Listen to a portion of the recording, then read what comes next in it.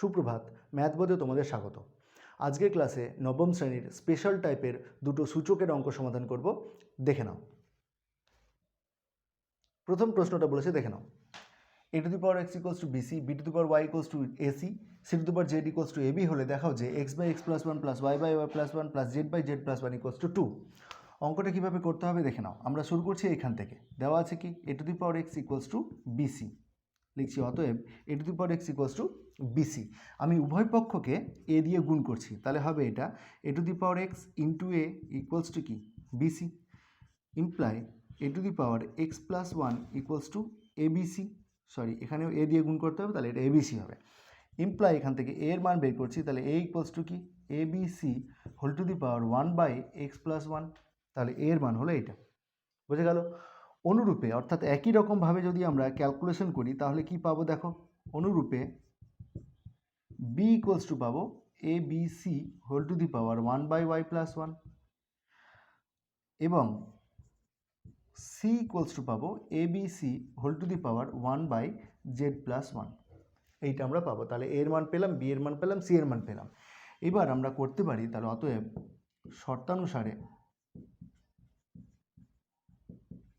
শর্তানুসারে a dot b dot c সমান কত দেখো।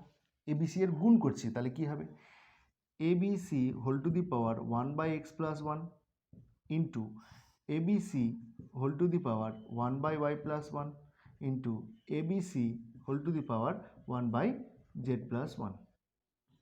ঠিক আছে? এইবার এইখানে খেয়াল করে দেখো আমরা তাহলে কি করছি। এটাকে লেখা যাবে এবিসি, আর এটাকে লেখা যাবে দেখো এবিসি।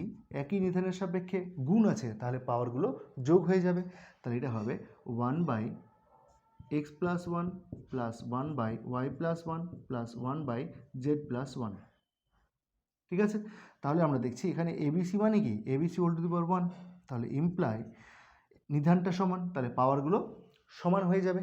তাহলে এখান থেকে আমরা লিখতে পারবো one by x plus one plus one by y plus one plus one by z plus one equals to one. ঠিক আছে? এইখান থেকে কি করছি দেখে নাও। এখান থেকে আমরা লিখতে পারবো ওয়ান বাই এক্স প্লাস ওয়ানটা রেখে দিলাম, এখান থেকে করছি minus one, plus one by y plus one রেখে দিলাম minus one, plus one by z plus ওয়ানটাকে করে দিলাম, এখানে করলাম মাইনাস ওয়ান। তাহলে আমরা তিনবার মাইনাস ওয়ান করেছি। তাহলে দেখো খেয়াল করে আমরা ডান দিকেও তিনবার মাইনাস ওয়ান করে দিচ্ছি। বোঝা গেছে ব্যাপারটা? এদিকেও তিনবার মাইনাস ওয়ান করেছি, ওই দিকেও তিনবার মাইনাস ওয়ান করেছি। আলটিমেটলি ব্যালেন্স হয়ে গেছে, ইকুয়ালিটির কোনো পরিবর্তন হয়নি। এবার এখান থেকে দেখো, এটা যদি আমি লসাগু এক্স প্লাস ওয়ান করি তাহলে দাঁড়াবে one minus x minus one plus y plus one equals to দাঁড়াবে one minus y minus one plus z plus one হবে এটা, এখানে হবে one minus z minus one equals to one minus three মানে minus two.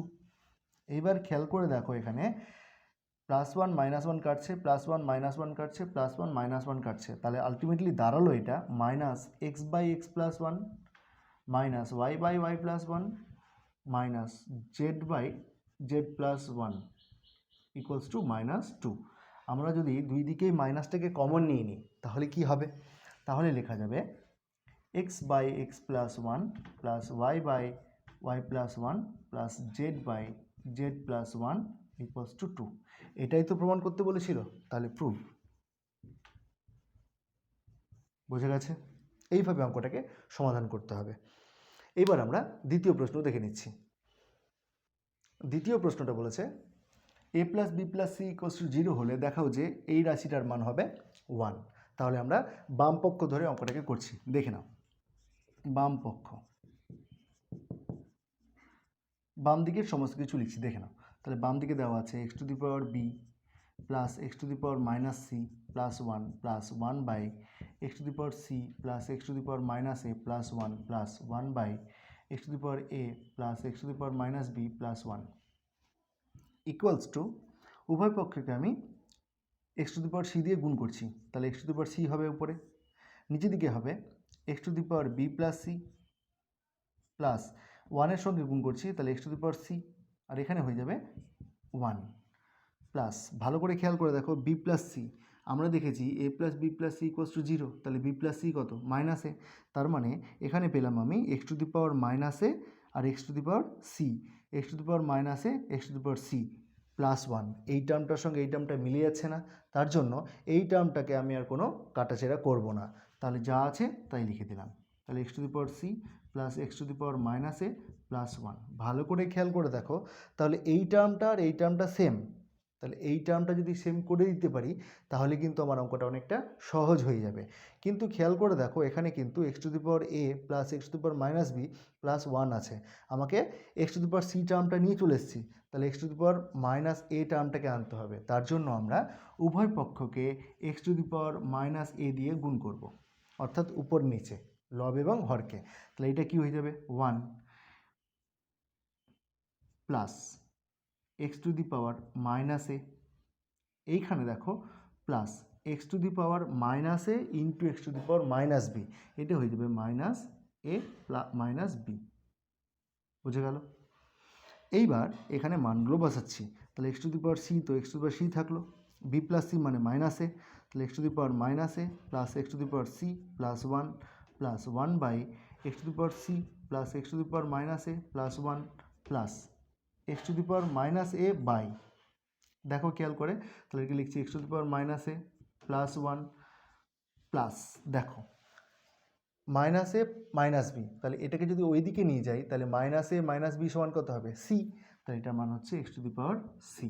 এইবার দেখো হরে সবগুলো সমান হয়ে গেছে না, তাহলে এটাকে লেখা যাবে লসাগু হিসাবে x to the power -a plus x to the power c +1, তাহলে উপরে পড়ে থাকবে x to the power c +1 plus x to the power -a, দুটো রাশি সমান না, তাহলে ক্যান্সেল হয়ে গেল ইকুয়ালস টু 1।